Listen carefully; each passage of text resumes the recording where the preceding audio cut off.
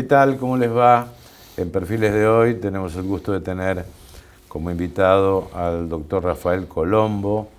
Es abogado, ambientalista por vocación y por pasión, me consta, docente, investigador, forma parte de la Asociación de Abogados Ambientalistas. Yo creo que hay muchos temas.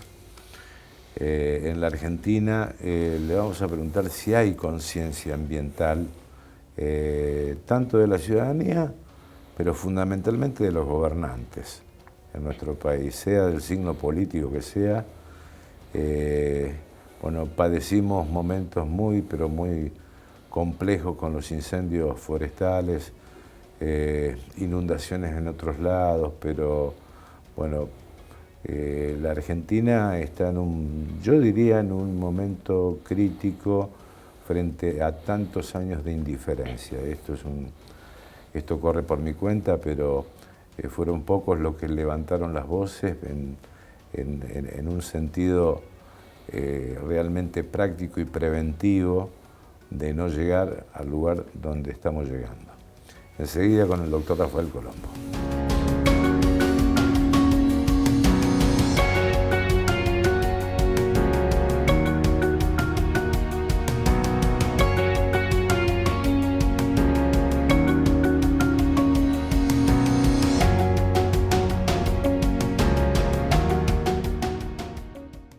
¿Qué tal? Un gusto, ¿no?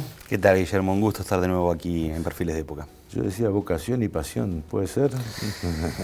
por el medio ambiente. Sí, no? Sí, la verdad que tenemos como una actitud que no lo consideramos necesariamente nuestra militancia como un trabajo, ¿no? O no es una actividad laboral, requiere mucho compromiso, requiere vocación. Creo que todas las profesiones, sociológicamente hablando, están atravesadas por un principio, una idea de vocación, que está íntimamente asociada a los temas y problemas de nuestro tiempo, ¿no? Sí.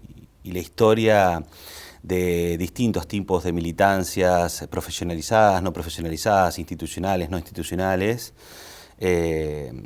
se circunscribe a estos momentos críticos que ha atravesado la historia de la humanidad, por lo menos desde la Revolución Industrial en adelante.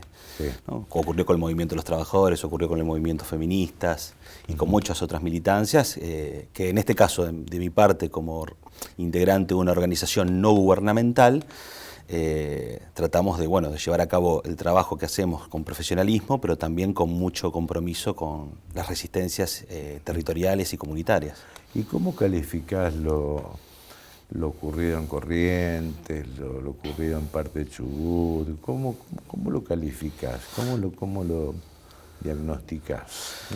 Yo creo que son dos emergentes que tienen características diferentes, pero también un gran denominador común, que es la necesidad, o mejor dicho, la respuesta que hay por parte, en el caso del pueblo de Chubut, de la sociedad civil, de decir basta frente a determinados proyectos que generan altos impactos ambientales y también sobre los derechos humanos, en este caso la megaminería a cielo abierto, en un contexto como es el de Chubut, Sí. completamente escandaloso desde el punto de vista político, en donde un gobernador hizo su campaña política oponiéndose a la megaminería, después cambió de opinión, impulsó una ley de zonificación en donde avalaba la megaminería efectivamente, generó un blindaje judicial reformando las leyes de amparo y de medidas cautelares contra el Estado, incorpora el persaltum, y la sociedad, el pueblo de Esquel, el pueblo de Trelew, el pueblo de Rawson, que tiene 20 años de historia de lucha contra la megaminería, decidió reaccionar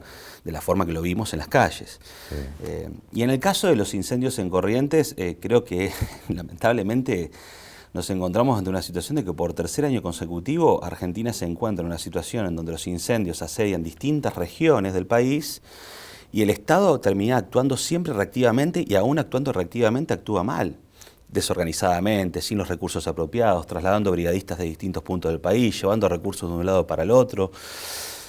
Lo cual también pone en evidencia el enorme déficit que existen en las políticas públicas en términos preventivos. No solo que no sabemos apagar bien el fuego, sino que tampoco al mismo tiempo hacemos una planificación para establecer el cambio de paradigma que necesita la protección civil vinculada a las políticas ambientales. Es decir, evitar que la llama se prenda.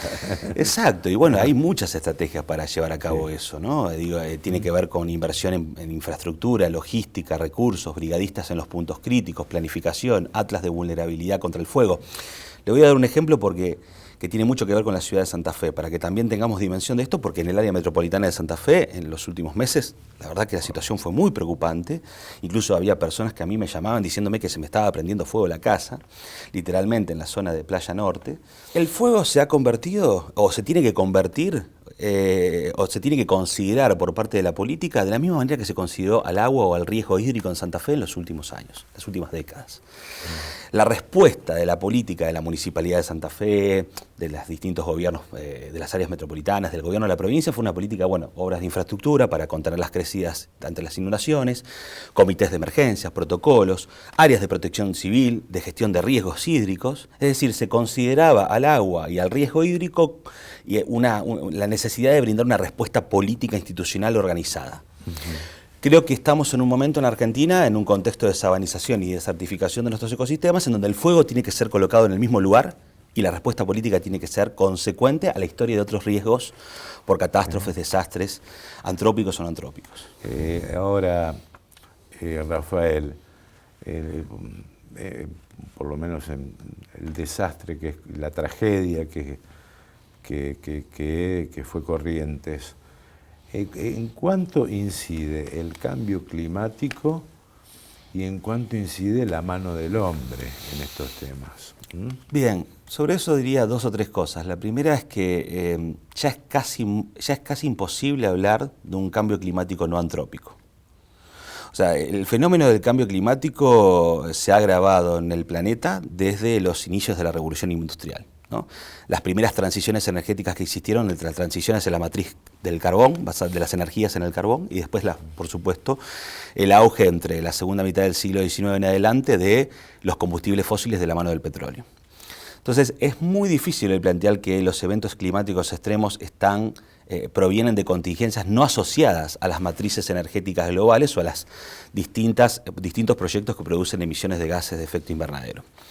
Dicho esto, claramente existen determinadas transformaciones o determinados contextos en donde las situaciones de cada una de las regiones generan más condiciones de posibilidad para que esto se agrave. Por ejemplo, el año pasado en la Norpatagonia tuvimos una situación de incendios que también se repitió este año, pero que el denominador común era una serie de factores que estaban vinculados a temperaturas promedios de 30 grados, muy extraordinarias para la Norpatagonia, bajo porcentaje de humedad, altas velocidad del viento, que es típica de la región, escasez de precipitaciones y al mismo tiempo también una actitud que tiene muchos años de historia, décadas, quizás siglos, de especies exóticas como el pino Oregon, con las distintas resinas que hacen que el fuego se expanda 5 meses más que la vegetación autóctona. Entonces ese contexto asociado a fenómenos climáticos extremos, ¿no? Concentración de expansión de las sequías, concentración de las lluvias, al mismo tiempo desertificación y sabanización de nuestros ecosistemas. Vemos que, sacando el ejemplo de la Norpatagonia, las lagunas a nuestros alrededores están literalmente secando, la gente está yendo viendo cómo salva la fauna para que encauzarla y que los peces o la fauna ictícola circule por los lugares, los caudales que restan de los distintos sistemas hídricos. Creo que estamos ante una situación en donde tenemos que analizarla regionalmente, pero prácticamente hoy creo que es muy difícil hablar en términos científicos y políticos de un cambio climático que no esté íntimamente ligado a la matriz energética fosilista de la República Argentina y del mundo también. Ahora, y te preguntaba, ¿y la actitud del hombre? Porque yo no creo que Corrientes se haya incendiado el 10% de la provincia de Corrientes por un rayo. No. ¿Eh? Bueno, Sí. en California, por ejemplo, una de las cosas que había ocurrido es que el incremento de determinadas tormentas o la intensificación de determinadas tormentas habían generado algunos de los primeros focos. Pero Corrientes, por ejemplo, es una provincia que históricamente su clase política, sus gobernadores y sus senadores se han opuesto, por ejemplo, a la sanción de la ley de humedales. De hecho, el lobby más feroz contra la ley de humedales proviene, entre otras provincias, de la provincia de Corrientes. ¿Pero eso que es por presión de los productores? Presión de los productores. Es más barato quemar el campo que esperar de resembrar. En realidad entiendo por cómo funciona el fenómeno productivo vinculado a la ganadería intensiva, expansiva.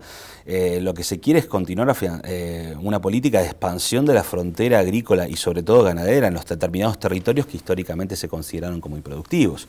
Entre ellos los esteros de Liberá, un área natural protegida que fue declarada como tal, que heredamos sugestivamente de un emprendimiento, ¿se acuerda? Extranjero. Claro, de Douglas Tompkins, que también nos dejó. Pero con el cargo de que esto se cuide. Exactamente.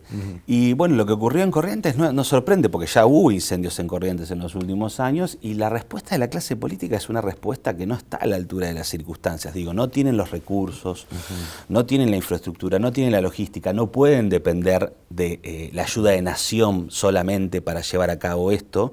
Hay responsabilidades que son compartidas entre los distintos niveles de gobierno, y al mismo tiempo también yo creo que hay un nivel de analfabetismo y de cinismo ambiental por parte de determinados actores estatales y privados que no terminan de comprender que la calidad de nuestros ambientes no solamente es la condición de posibilidad del ejercicio de derechos humanos, sino también la condición de posibilidad para continuar produciendo, pero de una manera que no atente contra el propio ambiente.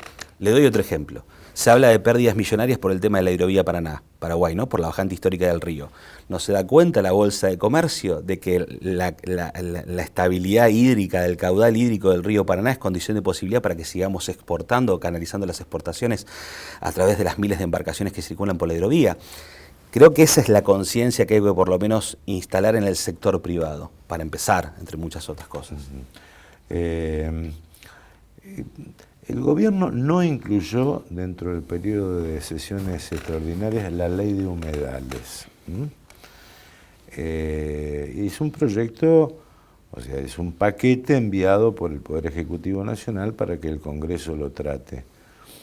¿Por qué crees que no se puede tratar este tema, ¿no? Es decir, darle importancia a la preservación de nuestro suelo. Si lo comparamos con otras leyes ambientales que fueron también objeto de mucho lobby y presión para que no fueran sancionadas, por ejemplo, ley de bosques o ley de glaciares, ¿se acuerda que la ley de glaciares recibió un veto de Cristina cuando era presidenta?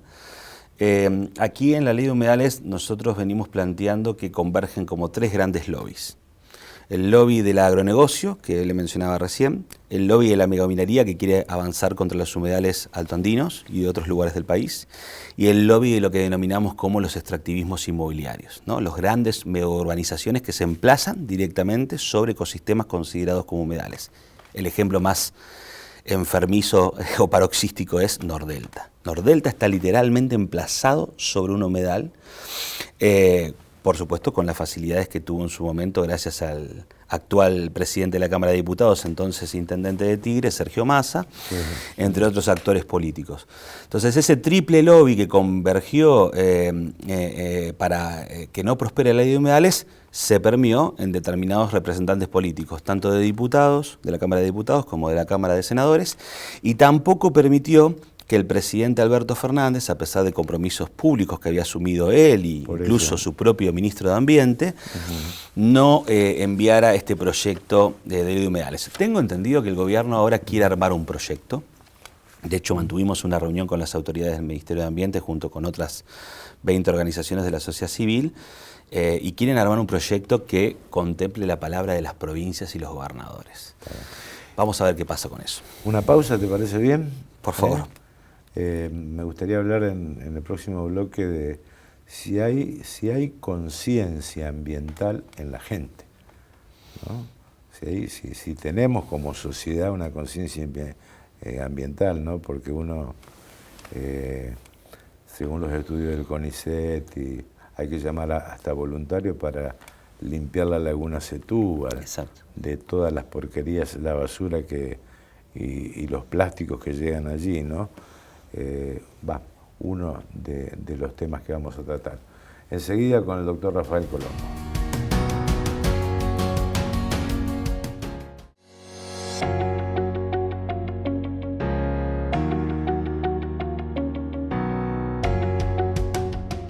Rafael, había quedado pendiente si nosotros como ciudadanos, el ciudadano común, vos porque estás en una organización, una ONG específica sobre el tema, ¿no? Pero la sociedad no, tiene conciencia ambiental de lo que nos está pasando, de ensuciar la laguna, de tirar un residuo a la vía pública, de todo lo que vemos habitualmente, ¿no? Yo creo que en los últimos años ha crecido muchísimo la conciencia ambiental individual y ha logrado expresarse a través de manifestaciones colectivas. Sobre todo, ¿sabe dónde, Guillermo? En los principales centros urbanos y áreas metropolitanas. Porque uno de los principales problemas que advertíamos en nuestro trabajo, nuestras militancias socioambientales, era que buena parte de los problemas sobre los que nos enfocábamos ocurrían en determinadas fronteras rurales, ¿no? Sí. Y veíamos que a veces había una desconexión por parte de las ciudades y las áreas metropolitanas en cuanto a esos problemas. Por ejemplo, entender que buena parte del gas que consumimos en las ciudades proviene de vaca muerta, a través del fracking, en muchas ocasiones llevado a cabo en lugares que pertenecen a comunidades indígenas. Entonces, ese tipo de, o lo que ocurre, por ejemplo, en relación a los agrotóxicos, ¿no? Hay comunidades y territorios literalmente que son fumigados para que después lleguen frutas y verduras que también están envenenadas a nuestra mesa y que, como dijo la sal, tienen niveles de agroquímicos por encima de los permitidos. Yo creo que en los últimos años ha cambiado eso y hay dos motivos. Primero, un motivo de carácter antropocéntrico, que nosotros lo calificamos como antropocéntrico. Hay un involucramiento, una concientización antropocéntrica porque las grandes ciudades están viendo que prácticamente todo a su alrededor se está quemando, el humo de las ciudades, el humo de las quemas invadió la ciudad en el contexto de la pandemia, entonces la gente salió a la calle, salió en Rosario, salió aquí en Santa Fe y en muchos otros puntos del país a pedir por una ley de humedales, por ejemplo, ¿no? Pero después esa concepción antropocéntrica se transformó en una conciencia ecocéntrica, es decir, no salimos solamente a la calle porque no queremos que nos quemen los humedales por el humo que nos termina afectando a nosotros como sociedad o como ciudadanos y ciudadanas. Bueno, y desde el punto de vista de la salud pública también. Y desde el punto de vista de la salud pública, por supuesto, ¿no? Sino que salimos a la calle porque creemos que los humedales poseen un valor inherente, tienen un derecho a existir y lo coloca un poco en el paradigma de los derechos de la naturaleza que tanta importancia tiene para América Latina después de las experiencias de Ecuador y de Bolivia. Yo creo que hay una fuerte, cada vez va a existir una concientización más avanzada. Lo vemos en las nuevas generaciones que están incluso proponiendo cambios en los paradigmas alimentarios, ¿no? Con el incremento de las personas que deciden no comer carne y rebelarse un poco con el paradigma alimentario hegemónico. Pero bueno, después vamos a ver, por supuesto, episodios cotidianos de contaminación de las grandes ciudades, por ejemplo, los residuos que se dejan después de una manifestación, lo vemos cuando hay un partido de fútbol, en la playa, en la laguna Setúbal. La laguna Setúbal tiene índices de contaminación de microplástico y macroplástico que exceden los niveles medios de otros ecosistemas hídricos. Y eso es lo que comen los peces, y los peces después transformados en pescado lo comemos nosotros. Exactamente, sí. Ahora, ¿cómo resolvés el dilema entre economía y naturaleza? Digo, porque, claro, ¿cómo resolvés este dilema, no? Porque, bueno, se autoriza o se firma, a pesar de algunas resistencias judiciales, extraer petróleo enfrente de Mar del Plata. En el mar nuestro, ¿no? ¿Cómo se entiende esto? ¿Cómo se resuelve ese dilema? ¿No? Porque esto le va a dar trabajo a mucha gente, va a haber tareas de construcción, de perforación, en fin, de todo eso. ¿Cómo se resuelve?